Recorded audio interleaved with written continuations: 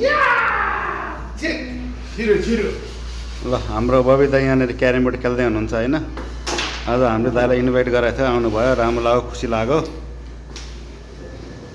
यहाँ खेल हुँदैछ होइन। यो फ्राइडेको खुसियाली हो, छुट्टीको दिन। हामी परदेशको यही हो फ्राइडे, एकदम चाड जस्तो फ्राइडे। अनि दाइ, अनि कस्तो लागिरहेछ खेल तपाईँलाई? नमस्कार। आज चाहिँ मेरो बिग भाइहरूको रुममा कम्पनीमा विश गरिदिनु भएकोमा, बोलाइदिनु भएकोमा एकदम ह्याप्पी। र यो क्रेम बोर्ड भनेको चाहिँ हामी जमानामा बच्चैदेखिको मनोरञ्जन गर्ने क्रममा हो कहिले त होइन। इन्टरटेनमेन्ट एउटा मनोरञ्जनको लागि हामी खेल्ने गर्थ्यौँ। अहिले चाहिँ यो सहरमा पनि धेरै विकृति भएको हुनाले टाइम पास मनोरञ्जन गेमको लागि यो धेरै मात्रामा चाहिँ अब अहिले चर्चै गरिरहेछ है क्यारम बोर्ड पनि। र अर्को के भन्छ पुल त्यो पनि चर्चा छ, हरेक गाउँमा छ हाम्रै देश नेपालमा पनि। र अहिले हामी सौदीमा छौँ, सौदीमा पनि यो एकदम रमाइलो हामीले खेल्नु पाएको, गर्नु पाएकोमा एकदम ह्याप्पी छु है। म पनि मेरो भाइहरूकोमा रहेछ। अनि बोर्डहरू चाहिँ के जान छिर्दैछ त नि देखि जग्गा चाहिँ हो एकदम। अहिले त बेटर हान्नु थालेँ के हो। अनि मामालाई खेल कस्तो लागिरहेछ तपाईँलाई? एकदम रमाइलो लागेको छ, दायाको एकदम रमाइलो लागेको छ, एकदम रमाइलो भइरहेछ। आइराख्नुहोस् भाइ, यसरी नै रमाइलो गरौँ न। के गर्दै विदेशको यस्तै हो, दुईजनाको प्रेममा गर, दुईजना ल खेल हुँदैछ है त। ल र हामी सबैजना मनोरञ्जनका लागि हरेक कम्पनीमा छ भने खेलौँ होइन। एकदम मनोरञ्जन तरिकाले यसरी नै भिडियो बनाएर अपलोड गरौँ।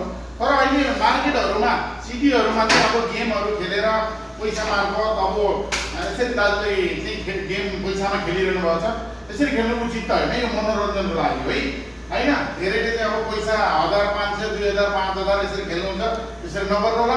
त्यो पैसा चाहिँ एकदम त्यो घर फ्यामिलीलाई पठाउनु होला। यसरी गेम तास जुवा रक्सीबाजी यसरी खेल्दा चाहिँ एकदम यो त गलत उचित होइन नि हो कि। र अलिकति सबैजना हामी नेपालीले बुझ्नु रहेछ, अन्य कन्ट्री सबैले बुझ्नु रहेछ। किनभने हामी कमाउन आएको 2-4 पैसा हुन्छ कि भनेर आएको। यसरी लापरवाही तरिकाले विदेशमा आएर के भन्छ अब एकदम सौदीमा आसान भइसक्यो कि छोरीचेलीहरू पनि आसान भेटेन होइन, थालेको छ। छोरीचेलीहरूले पनि बुझ्नु जरुरी छ।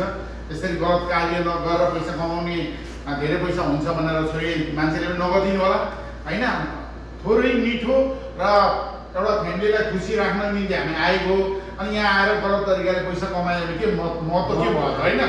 त्यो भएर चाहिँ छोरा मान्छेले पनि यो रक्सी बाजी तास जुवा नखेलिकन चाहिँ यसरी सही ढङ्गमा चाहिँ पैसा कमाएर पठाउनु होला फ्यामिलीलाई, एकदम बेटर हुन्छ। के कसो हो मेरो भाइ होइन? अनि हजुरको के विचार छ? मेरो पनि विचार दाइले भने जस्तै म पनि त्यस्तै नै हो।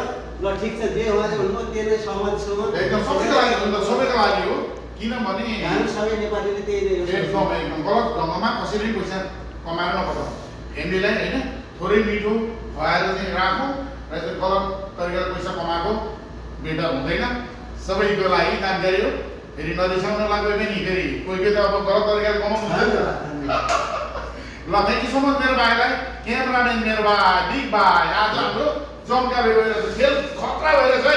यो चाहिँ मैले खेलमा जानकारी पनि दिएको।